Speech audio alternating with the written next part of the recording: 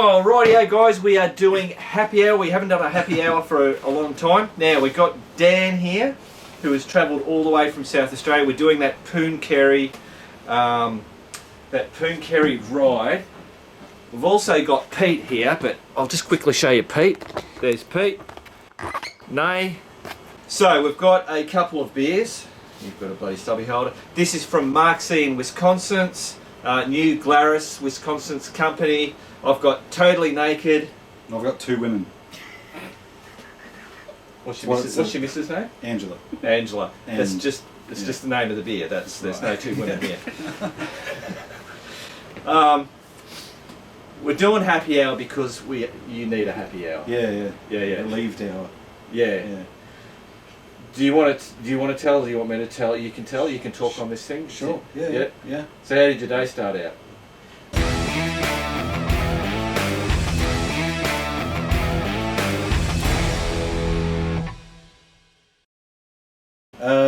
So I started in Adelaide, just south of Adelaide, to come over to Bendigo for this ride tomorrow, and sort of planned to take it slow. I left Adelaide about 9 o'clock. I was planning to camp just outside of Bendigo, have a casual lunch, and then what time was it? So I got through Tailem Bend about 10:30, fueled up. Outside of Tailem Bend, I got hit in the throat by a bee. What I found out was a bee. It was just a bug originally, and then maybe 5 minutes later.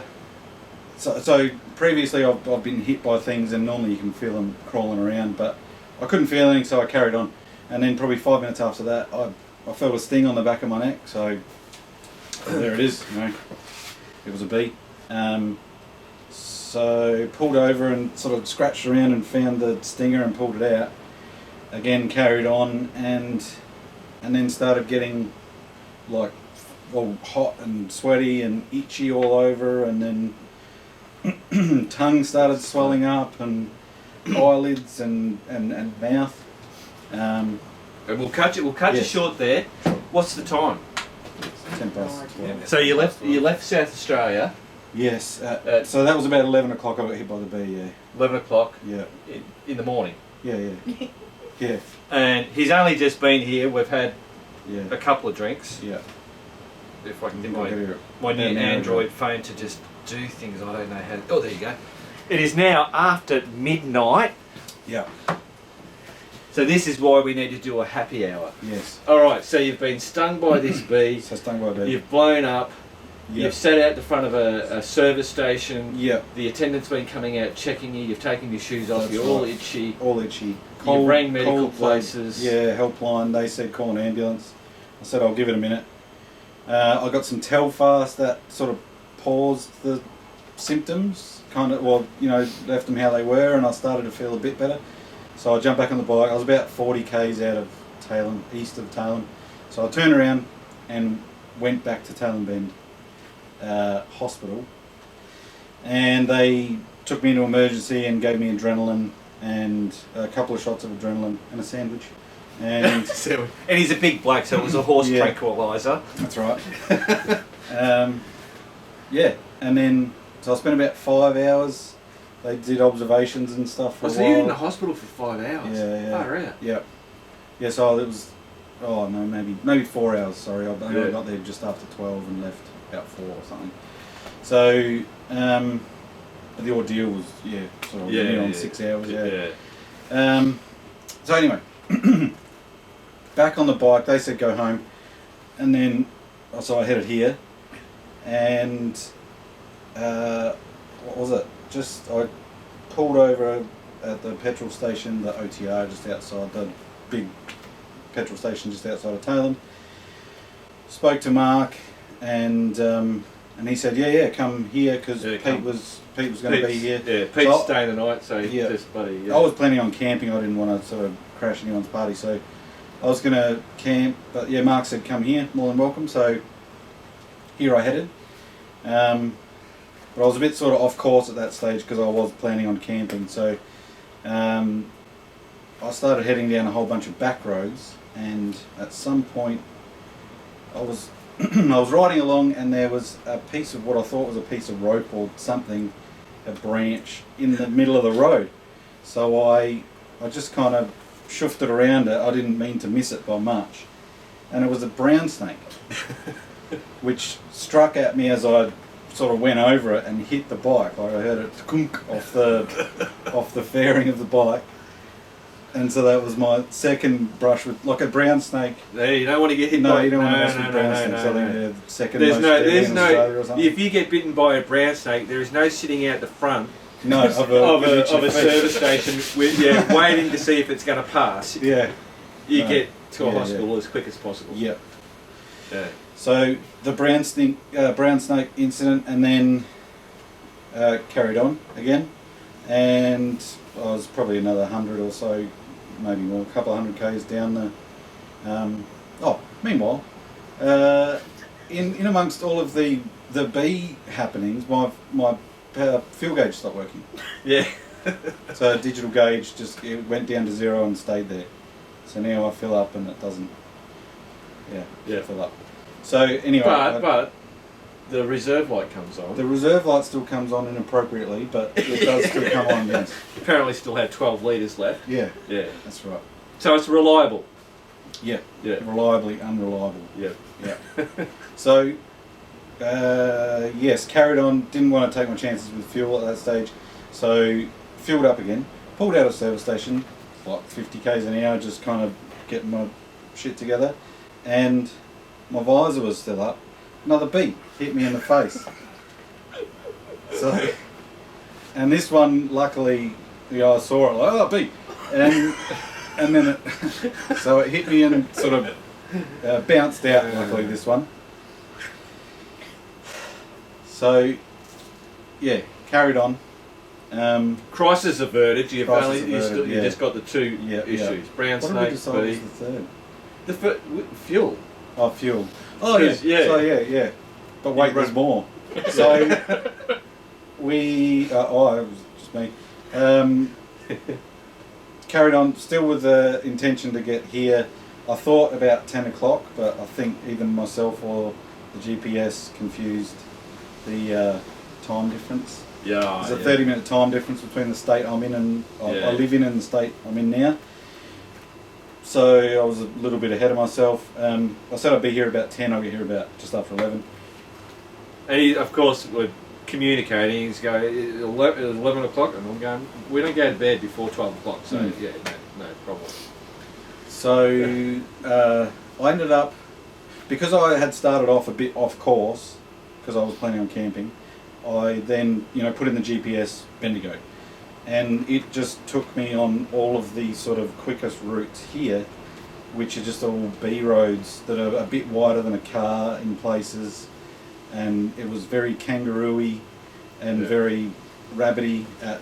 So the old sunset. blokes out there, the movie up Shit Creek, what's that? Deliverance. Mm. The Deliverance roads. Mm.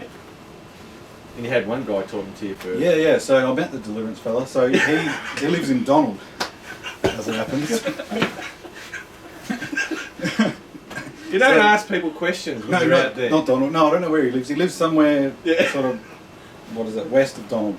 But anyway, so I was going along, and because the fuel gauge is no longer working, I had started using the trip meter. I know I should get about 300 k's, like at best, out of my tank.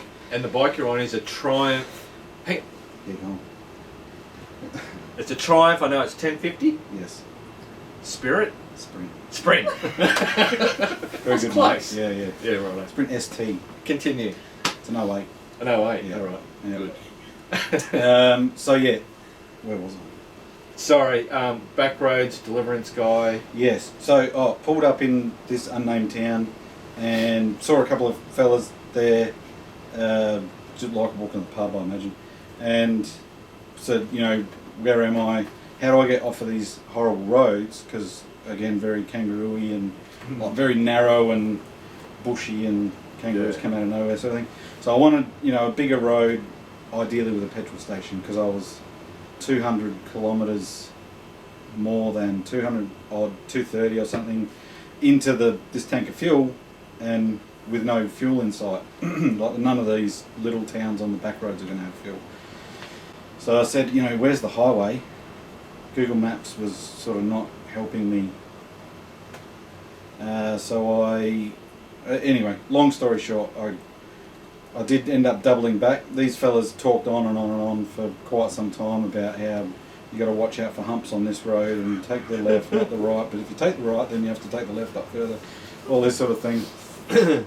So I did double back and did find fuel with there was no attendant, but there was some Credit card yeah, machine thing, and that was at about 275. So that was, well, the long-winded fella did say that I won't get fuel at Donald, which is the town that I got to, which incidentally is the name of the bike.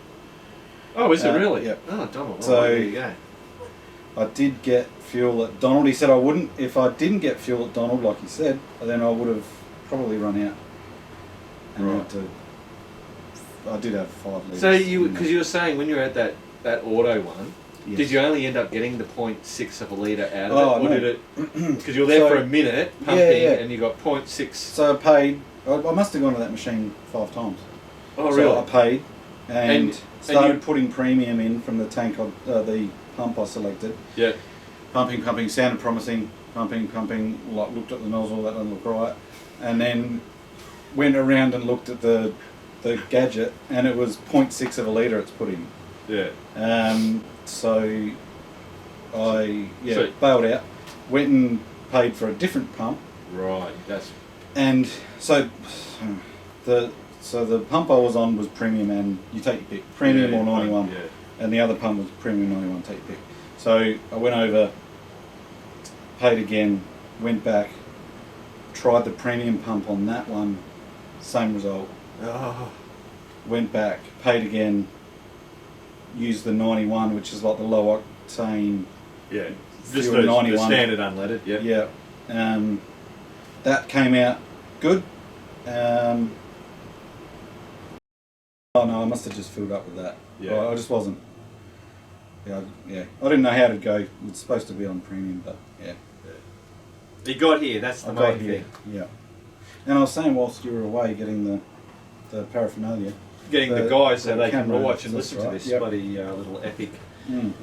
South Australia Victorian crossing. Yeah, those panniers. So I've got that bike comes with hard luggage, Yep.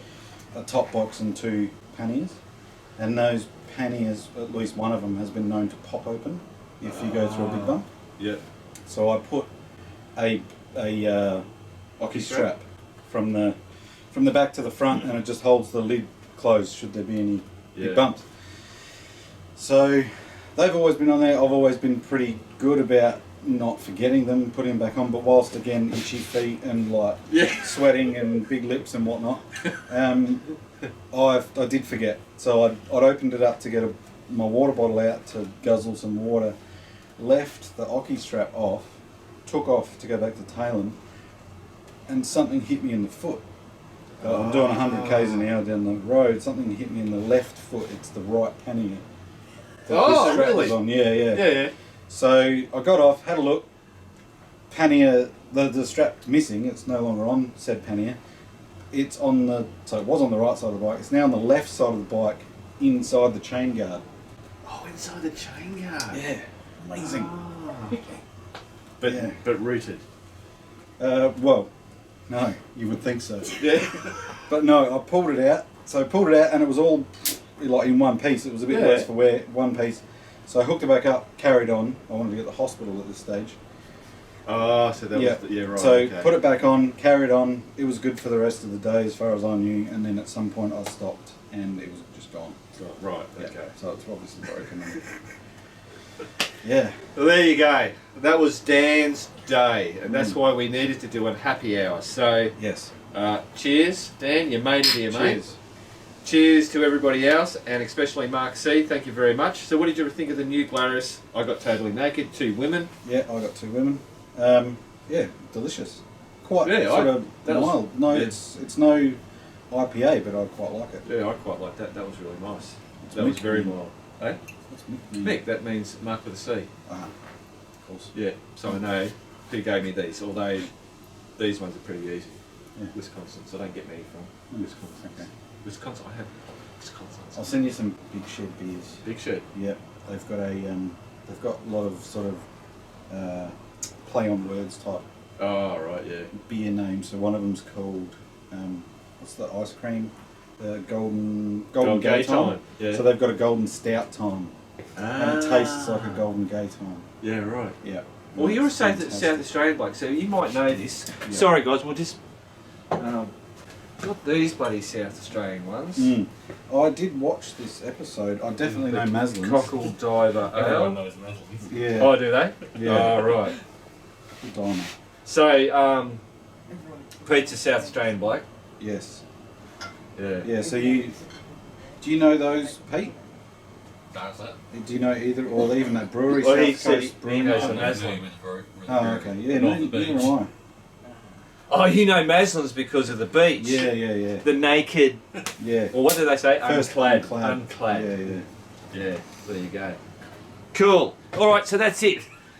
Cheers, guys. Happy hour over. Yes. Cool.